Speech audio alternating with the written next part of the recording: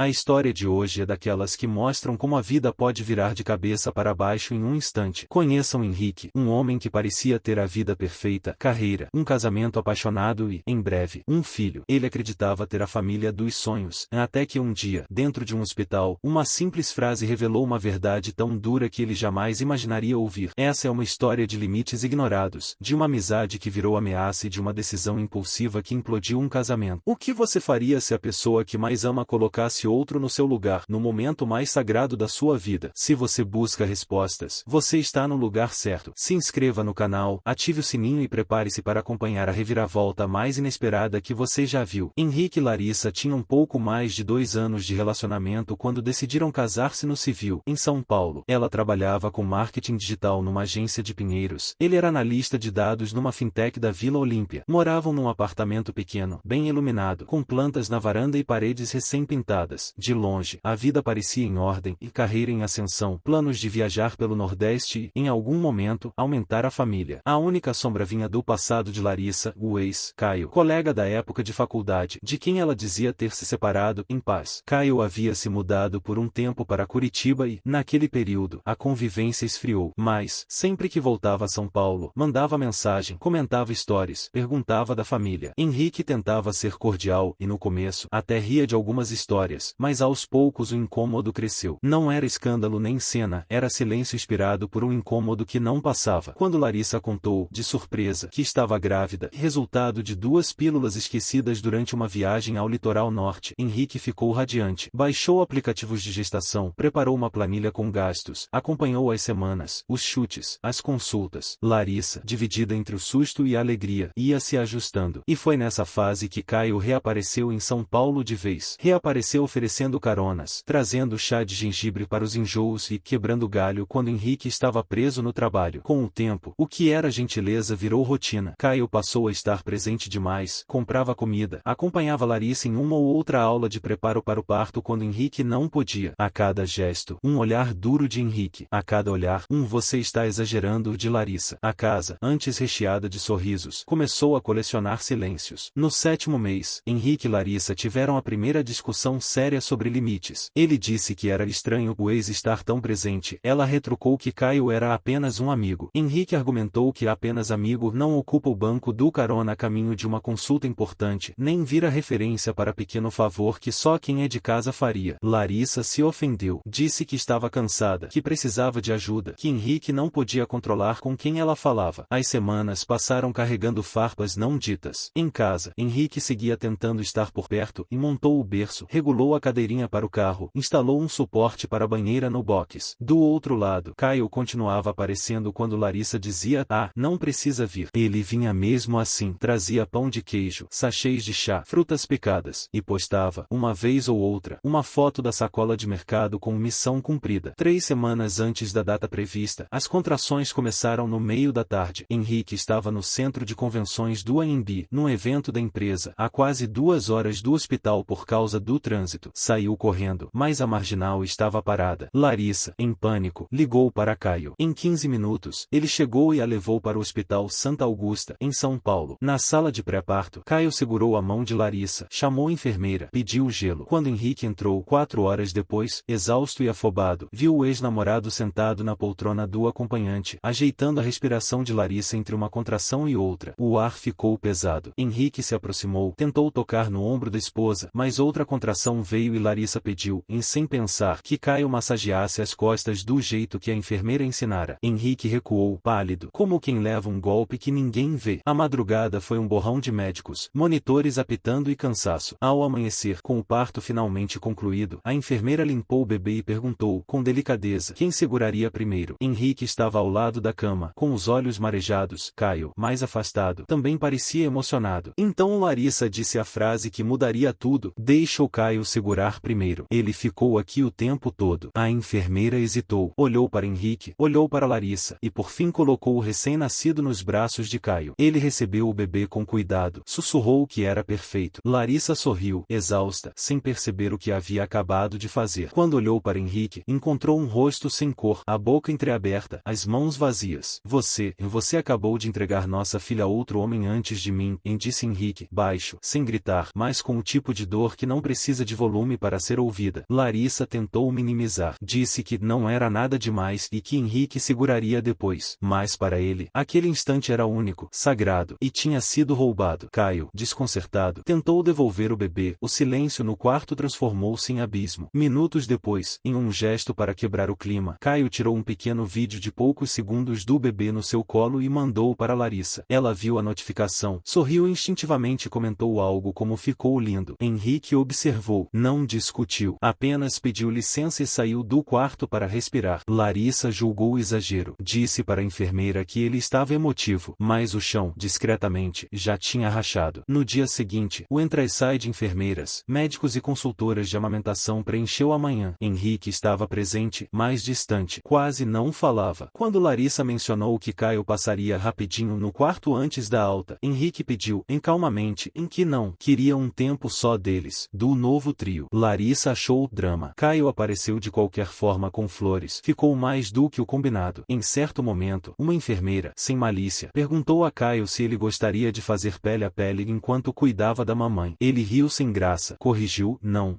sou só amigo. Henrique, ao fundo, pegou o bebê no berço e se afastou, sem uma palavra. Quando a alta foi liberada, Henrique sumiu por algumas horas. Não atendeu ao celular. Larissa, irritada, chamou Caio para buscá-la. Ao chegar no apartamento, ela percebeu faltas, uma mala, algumas peças de roupa, o notebook dele. Em cima da bancada da cozinha, um envelope com o nome dela. A carta era direta. Henrique dizia que precisava de tempo, que vinha pedindo limites havia meses, que o primeiro colo dado a quem não era o pai tinha sido a gota d'água. Dizia que ficaria um tempo na casa do irmão e que, por alguns dias, não queria contato. Larissa sentiu o sangue ferver. Quem abandona a esposa com um recém-nascido? Perguntou a Caio, com a bebê no colo. Ele tentou contemporizar, chamou de reação exagerada, mas a própria expressão dele denunciava desconforto. Naquela noite, de cabeça quente, Larissa postou um desabafo nas redes, criticando homens que somem quando as coisas não saem como querem e encerrando com maternidade solo. Aí vou eu. Dias depois, Henrique mandou uma mensagem curta, iria ao apartamento ver a filha e pediu que Caio não estivesse lá. Ele chegou abatido, com a barba por fazer, os olhos fundos de quem não dorme. Pediu para pegar a bebê. Quando a segurou, algo dele amoleceu. Sentou longe de Larissa e ficou olhando como se o mundo tivesse ficado pequeno dentro daquele abraço. Já terminou a birra? Larissa provocou, tentando diminuir o peso daquilo. Não é birra. É eu me impondo depois de anos sendo colocado em segundo plano, e respondeu Henrique, sem elevar a voz. A conversa foi curta e doída. Antes de ir embora, ele avisou que o advogado entraria em contato para um acordo de guarda e que pediria exame de DNA. Larissa chamou de insulto, e mais, ao desligar, uma lembrança incômoda a perseguiu, em uma noite de bebedeira, quase um ano antes, quando Henrique estava viajando a trabalho, e ela e Caio se beijaram. Só isso? A memória não colaborava. A advogada que Larissa procurou, Priscila, foi honesta e explicou o conceito de infidelidade emocional, os riscos de um vínculo sem limites com um ex e o impacto disso em processos de família. Larissa achou um absurdo, disse que nunca tinha traído fisicamente, mas a advogada manteve o tom calmo. Para muita gente, colocar outro no centro das prioridades já configura a quebra de lealdade. O exame de DNA foi marcado para quando a bebê completou 6 semanas. 5 dias de espera pareceram um século. No 5º dia, Henrique ligou pedindo para encontrar Larissa no Parque Vila Lobos. Ele chegou com um envelope nas mãos. Larissa abriu, leu e releu a conclusão. O documento excluía Henrique como pai biológico. O mundo dela oscilou. Isso deve ser um erro. Eu pedi para repetir 2 vezes, e disse Henrique, sem dureza, só exausto. Ali, sem ar, Larissa chorou. Jurou que não sabia, que acreditava de verdade. Henrique olhou para a bebê dormindo e conteve um soluço. Eu também acreditava. Ele pediu apenas uma coisa, que Larissa ligasse para Caio e contasse a verdade. O divórcio seria encaminhado com urgência. Ela ligou. Do outro lado, silêncio. Caio pediu tempo para processar. Disse que aquilo não estava nos planos. Fez o exame, confirmou a paternidade, ofereceu ajuda financeira, mas evitou visitas. Não estou pronto para ser pai, confessou numa conversa tensa. Larissa estourou. Pronto, você estava para aparecer com sacola de mercado e vídeo de primeiro colo. Para a responsabilidade, não. Caio desviou, prometeu rever a postura, mas os dias seguintes mostraram um afastamento tímido, intercalado por transferências e desculpas. 2 meses depois, o divórcio de Henrique e Larissa foi oficializado. Eles assinaram os papéis no escritório dos advogados. Henrique desejou que Larissa fosse feliz, sincero como alguém que, mesmo ferido, não deseja o mal. Saíram por portas diferentes. Em casa, casa. Quando a bebê adormecia, Larissa olhava fotos antigas e voltava às cenas esquecidas, às risadas com Caio que pareciam inocentes, às caronas sem maldade, às mensagens fora de hora e, principalmente, o jeito como ela colocava o ex no centro das decisões pequenas do dia a dia. Não percebeu, em até ser tarde, que respeito não se mede só por traição física, mas também por prioridades e fronteiras. O primeiro colo foi o estalo, não a origem. A origem vinha de muito antes, de limites frouxos. Com o tempo, Larissa entendeu que ninguém perde tudo por um único ato. Perde aos poucos. É uma sequência de escolhas, uma mensagem que não precisava responder, uma visita que podia esperar,